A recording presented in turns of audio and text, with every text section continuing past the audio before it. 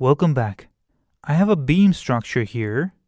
It's subjected to 3 forces, as you can see in the image. However, in order to make the force analysis easier, we could replace this force system by a resultant force, Fr, at point A, and a couple moment, Mr. In other words, in this image, we want to have only one force vector at point A and one couple moment that is equivalent to the original 3-force system. It means that the original 3 forces have to make this rigid body behave exactly in the same way like Fra and Mr. From the rigid body's point of view, there is no difference whether we apply our original 3 forces to this beam structure or whether we apply this Fra at point A and this resultant couple moment. And so our job is to find this resultant force and this resultant couple moment. Imagine that you have a beam connected to a wall, and I apply a force F along that beam. I could equivalently represent this force system like this. The 2 forces at the wall have the same magnitude, but they are opposite in direction, so they will cancel out anyway. It's like 5 equals 5 plus 5 minus 5. It will still be 5. But I can also cancel out minus F, which is at the wall, and the F force at the tip of the beam. So instead of canceling out these 2 forces, I cancel out these 2 forces, which is completely allowed. And then I will be left with a force F at the wall only. So from the beam's point of view, there is no difference if F is applied to the tip of the beam or at the wall. But now, imagine that we have the same beam, however this time, the force vector F is applied to the tip of the beam vertically at point A. And let's say that the length of the beam is d meters. Equivalently, I can add the same F and minus F at the wall at point B. And I can do that because they simply cancel each other out. But I can also cancel out minus F with F at point A. And so I will only have F applied to the beam at the wall at point B. However, this time it's not enough. If this is our force at point A and this is our negative force at point B, these are the 2 forces that we had cancelled, then remember the length of the beam is d meters. So it would be this one here. And so the force at A together with the negative force at B, they create a clockwise couple moment, which is F times D. But this force, together with this force, they do not create that couple moment. That's because there is no perpendicular distance between them. So this system and this system, they are not equivalent. They are not the same thing. However, you can make it equivalent if you add this couple moment here, which is m equals F times D. Now you can say that these 2 systems are equivalent to each other. But again, only from the rigid beam's point of view. The assumption is that the beam needs to be rigid. It cannot deform, at least not in our assumptions. And so that means that from the rigid beam's point of view, there is no difference whatsoever how you represent your system, either in this way or in this way. This vertical force F is not disappearing anywhere, but if you want to move it around, then you have to think about moments too. And so with that in mind, try to replace the three forces in our beam structure with one resultant force at point A and a couple moment. Let's call it MR. Try doing it yourself first and then see the solutions in the next video. Thank you very much. Welcome back. So let's now replace the three forces with a resultant force at point A and a couple moments. First of all, I will calculate the resultant force Fr. The force on the left, 5 kilonewtons, it can be decomposed like this. These are its two components. This is the magnitude and this one as well. And then here you have the x component and the y component. Then the middle force, it only has one component, which is vertical down. And then this one here, that's the decomposed force on the right. This one here, 3 kilonewtons. And now I'm gonna add up all the I components and all the j components. So this minus 3, it comes from here because I can cancel out the 5's here. So you have minus 3j. Then this one, it's this one here. And then this one, it's this one here. And then for the I components, this 4 comes from here because I can cancel out the 5's. And then this one, it comes from here. And so in the end, this is your resultant force. So we can put this Fr vector at point A. So instead of these three forces, I'm just gonna put this Fr force here. You can see that it has a positive I dimension and a negative j dimension. And in terms of forces, there is no difference for this rigid beam structure whether you have three original forces applied to it or whether you have one Fr force applied to the beam. However, we are not dealing with a particle problem anymore. Here, the size of the object matters. If you move the forces around, you change the tendency of this body to rotate. So in order to make this system equivalent, you have to figure out what moments those three forces create about point A. And you have to add the resultant moment of the three moments created by those three forces to your resultant force Fr. So let's now calculate the resultant moment about point A.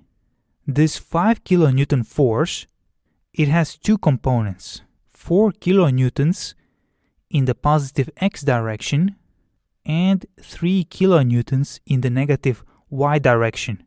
The moment arm between the x component and point A is 5 meters, because essentially instead of drawing this force vector here, I could have also written it here. So you see you have 5 meters here. And then you have 4 meters between the y component of this 5 kilonewton force and point A. So instead of drawing it here, I could have drawn it here, where it is applied to point C.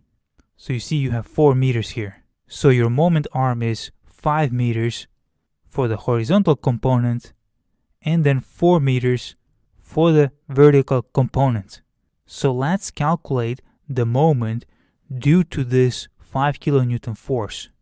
We define that counterclockwise is positive, so let it be m1, and it equals minus 4 times 5. So this is 4 kilonewtons, and this is 5 meters, and it's clockwise, plus 3 times 4. This is 3 kilonewtons, and this is 4 meters, and this is counterclockwise.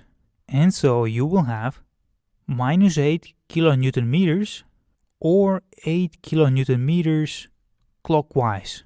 Then this 2 kilonewton force, it only has one negative I component and 1 meter moment arm, which is between this force and point A.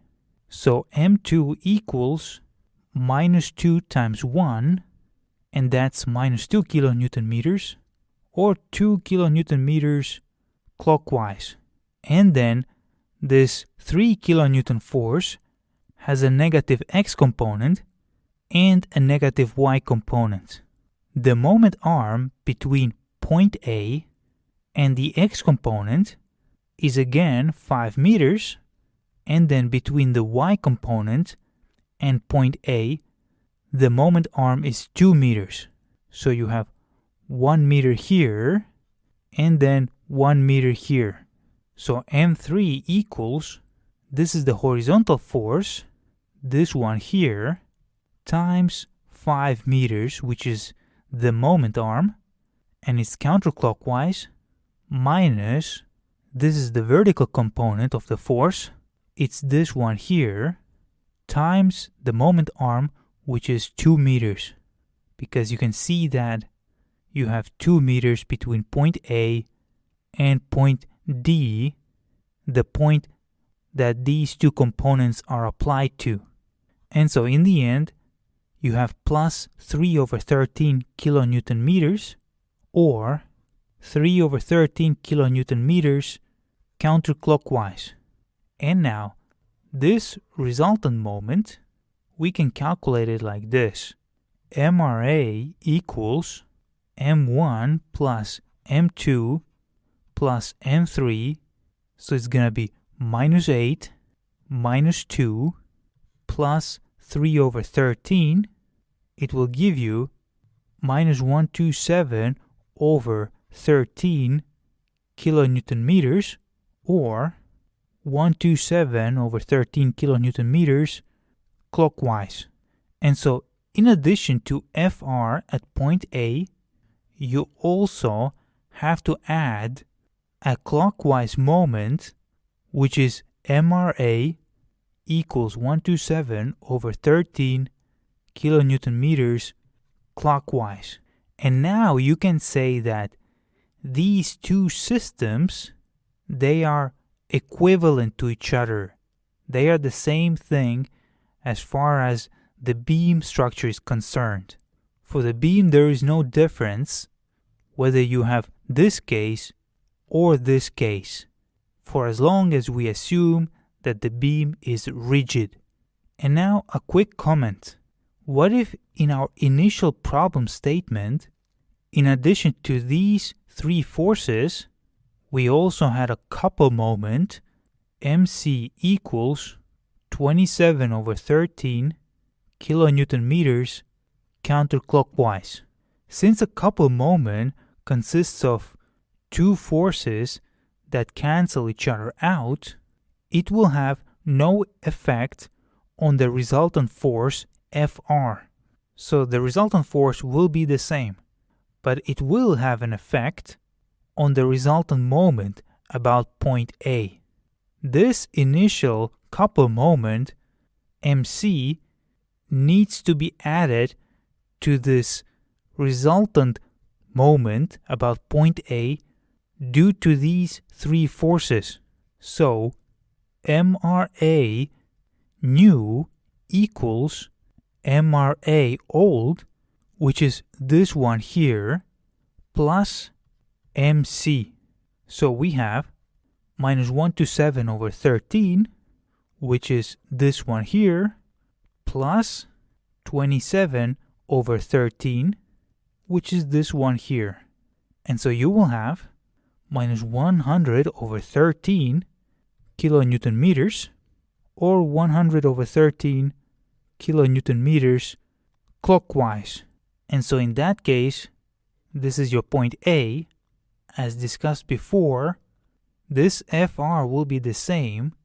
Like here, this FR won't change, but now instead of this MRA, which was the old one, now you will have your MRA new, which is this one here, and it equals 100/13 kilonewton meters clockwise. And only then you can say that these two systems are equivalent. So that's how you simplify force and moment systems. You can replace many forces and moments with one FR at a certain point and one moment that consists of the moments about point A due to the original forces plus the existing couple moments. And of course, here we chose point A, but we didn't have to choose point A. For example, you could have chosen point B. So you could have selected this point here at point B. In that case, your resultant force would still be the same. That wouldn't change.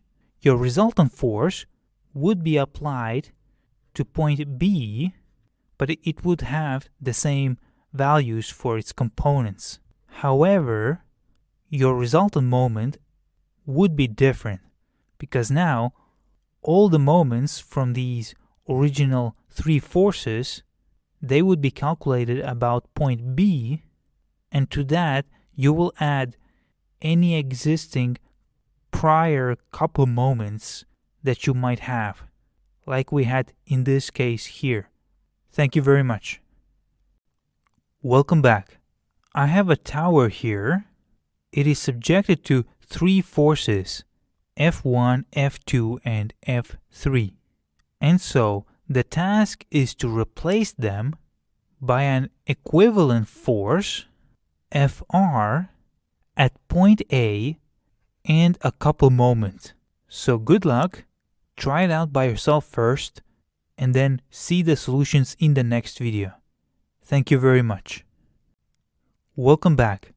Let's now simplify this force system by replacing these three forces by one resultant force at point A and a resultant moment that needs to be calculated about point A due to these three forces. Let's first calculate the resultant force. Fr equals F1 plus F2 plus F3. That will equal I times all this, so this component plus this component, and then you have a zero component in F3, then plus J times all this, so it's this one minus this one, and again you have a 0J component in F3, and then plus K times, and then all that, it will be this one minus this one and minus this one. And so in the end, this will be your final result. And now if you want to put this Fr here at point A with all its three components, then what we have to do next, we have to calculate the resultant moment about point A due to these three forces. Since F1 and F2 originate from the same point, point B will have the same position vector for both of them from point A till point B. So RAB equals 0I plus 0J plus 12K, and that's in meters. You have 12 here because you have 8 here and you have 4 here. So you add them up and you get 12. Then for F3 we have RAC equals 0I minus 1J plus 8k meters. So that's the position vector from point A to point C. And F3 originates from point C. And now the resultant moment, mr about point A, it equals RAB cross F1 plus RAB cross F2 plus RAC cross F3. Since F1 and F2 originate from the same point, we can use a little trick with the first two terms that we have also used before. We can factor out RAB. So you will have RAB cross, and then you add up F1 and F2. However, since F3 originates from another point, you won't be able to use this trick for the third term. So you need to keep it as it is. And now, F1 plus F2, that will give you this result. And now to calculate MRA, this 3/3 determinant, that's for this term here, and then plus, and then this 3/3 determinant, it's for this term here. And so you already know how to calculate that. The first 3/3 determinant will give you this result, and then this one, that's for the second 3/3 determinant. And if you add them all up, then this here will be your final result. That's your MRA. That would be your couple moment about point A that you would need to add to your FR force vector that is applied to point A. And here you can see the three components of this MRA vector. And there you go. Now you can say that these two force systems, they are equivalent to each other. As far as this tower is concerned, there is no difference whether you have this situation or this situation. The FR vector at point A and this couple moment, they give you the same effect like these three forces here. Thank you very much. Welcome back. I have another pipe problem here. You can see the dimensions in the image. The pipe is subject to multiple forces and couple moments, and so the task is to replace all of them with a resultant force at point O and a couple moment. So all these forces and couple moments that you can see here, they should all be replaced by some kind of resultant force that originates from O, and then you also need to add a couple moment here.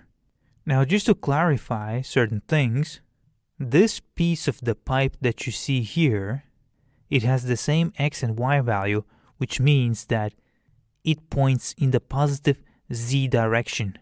And then this piece of the pipe, it has the same y value, and it's tilted down 45 degrees from this line that is along the x-axis. So this line, it's parallel to the x-axis, and then this section of the pipe, it goes 45 degrees down from it. Now, before I let you do this exercise, I want to comment on one more thing. Imagine that you have a beam. This is point O, this is point A, this is point B. The distance from point O to point A is dA. The distance from point O to point B, it's dB. And now this beam is subjected to a counterclockwise couple moment. Let's call it MC. And let's say that in this case, it's applied about point A. And now what we can do, we can equivalently represent that with two forces, F and minus F, and a perpendicular distance L between them, which means that from point A, you have L over 2 meters on this side and on this side. If I now calculate the resultant moment about point O due to F and minus F, then I will get the following. MOR equals F times dA plus L over 2, which gives you a counterclockwise moment. So this is the force. And now you have dA plus L over 2. Then you get the position where this F is applied to. And then you have minus F times dA minus L over 2. So now we are dealing with this force, and the distance from point O till this force is dA minus L over 2. Then you can rewrite it like this, F times, and then all this, essentially I have factored out my F, then I can cancel out dA and minus dA, and so you will have F times L over 2 plus L over 2. In other words, you will have F times L. That's your couple moment. But now, let's apply the same couple moment at point B. Equivalently, I can again represent it with two forces, F and minus F, and then the distance L between them. So L over 2 on one side from B, and L over 2 on the other side from B. And remember, the distance from point O to point B, that was dB. And again, I will compute a resultant moment due to F and minus F. So I have F times dB plus L over 2 minus F times dB minus L over 2. So in the first case, the first term, that's for this force here, and then the distance is dB plus L over 2, which is the distance from point O till this force, and then the second term, that's for this force, and the distance from point O till this force, it's dB minus L over 2. And then again, we can factor out our F, and so you have this result. You can cancel out the dBs, and you're left with F times L. As you can see, you get the exact result. Therefore, you can freely move couple moment vectors around, and you still preserve the equivalency of your force moment system. So when you move your FR around, your resultant force vector, then you have to calculate additional couple moments. But when you have a couple moment vector, then that can be moved around the object freely without additionally calculating anything, for as long as you have the rigid body assumption, of course. And with that in mind, try to solve this pipe problem by yourself first, and then see the solutions in the next video. Thank you very much. Welcome back. Let's solve this pipe problem now.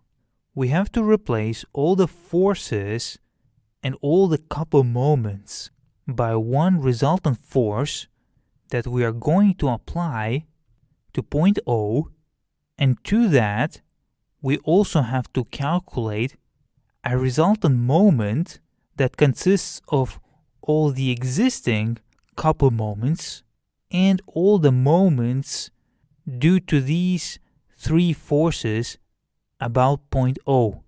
And so let's first get the resultant force. Fr equals 300K, which is this force here, plus this force, which is the decomposed version of this 200 Newton force. Remember, you have 45 degrees between the line parallel to the x-axis and the force, which has the same direction like this section of the pipe. And so you can see that 200 times cosine 45 degrees, that will give you the x component of that force. Then there is no y component. And then minus 200 sine 45 degrees, that will give you the z component of this force. And then you have plus, and then 100J.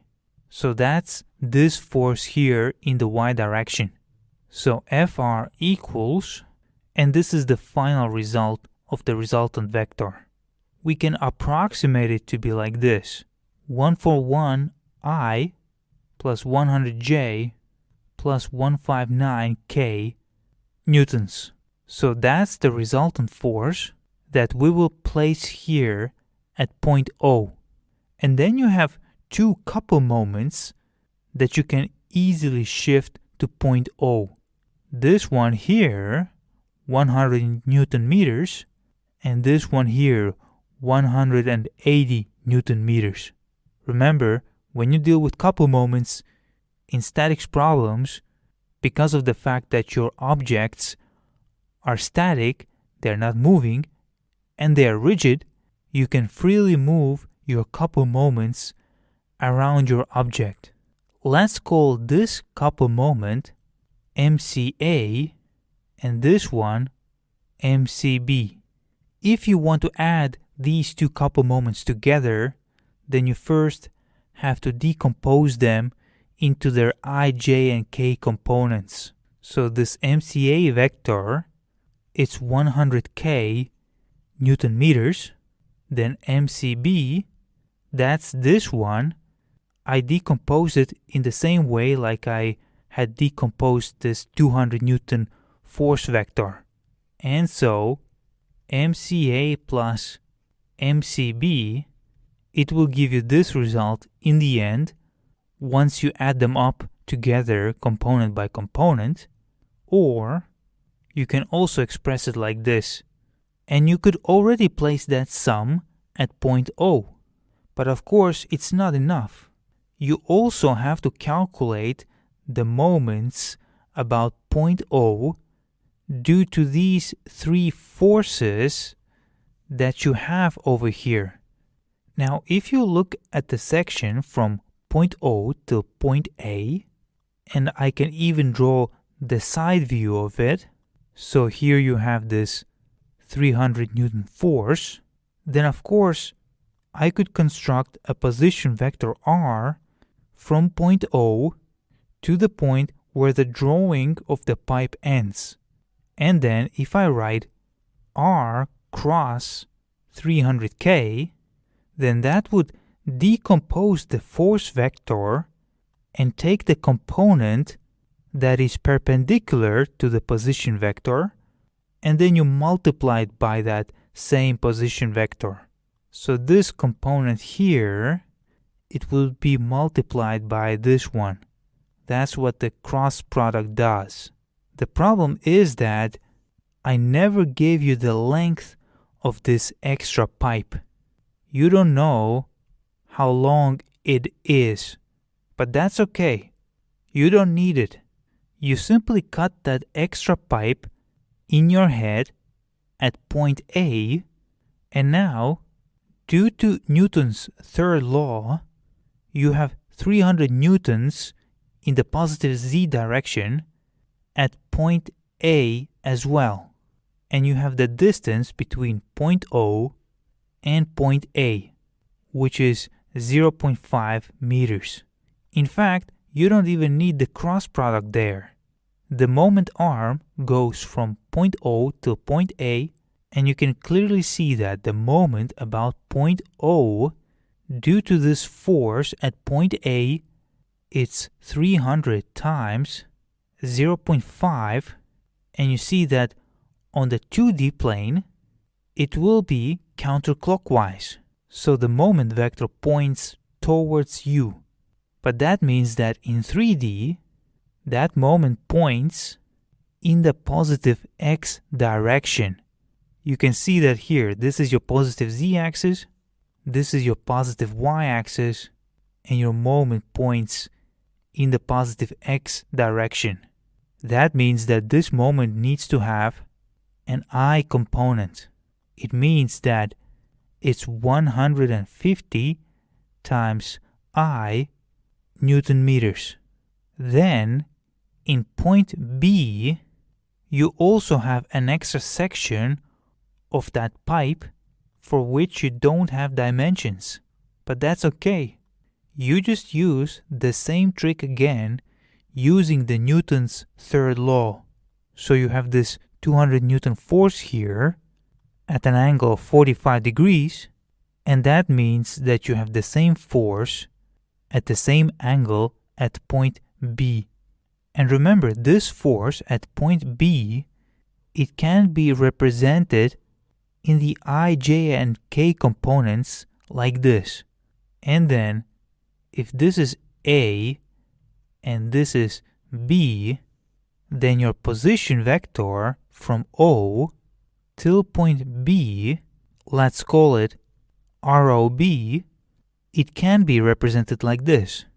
0I, there is no x component, then plus, now here you have 0.5 meters, and then here you have 0.6 meters, so in total, you will have 1.1 times j and plus 0k meters. So there is no z component here either. And so, the moment about point O, due to the force at point B, that would be ROB cross and then FB. And you already know that this is your FB. And so, this would be your 3x3 determinant.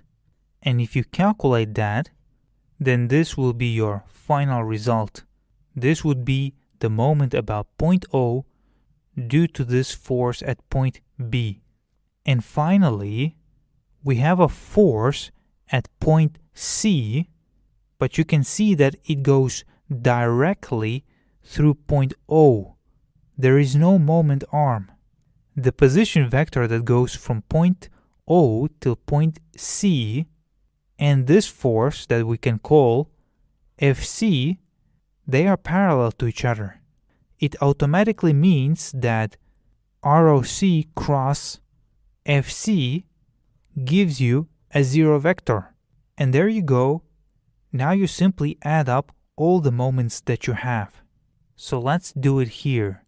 The total resultant moment about point O equals MCA, which is this one, plus MCB, which is this one here, plus MO due to A, it's this one here, plus MO due to B, which is this one here. And so you already know that this sum here, that's this one here, so it's this one here, then plus 150I, which is this one here, and then plus, and then this vector here, which is this result here. And so, in the end, this will be your final result. So your MRO equals and all this. And there you go. You simply put this moment vector at point O, and together with FR, you will have an equivalent force-moment system between this representation on the left and this representation on the right. Thank you very much.